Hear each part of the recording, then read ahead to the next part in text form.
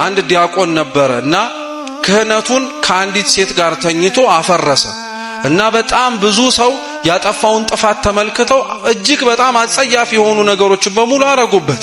ከቤተ መቅደሱ እንዲወጣ አባረሩት እና ያ ሰው የገፉትን ሰዎች እያስታወሰ ከመናገር ይልቅ እግዚአብሔርን ማረኝ ይል ነበር እና አምላካችን መድኃኒታችን ኢየሱስ ክርስቶስ የዛን ሰው ያቀረበውን ተማጽኖ እንደተቀበለ ያሳየው በምን መሰላችሁ?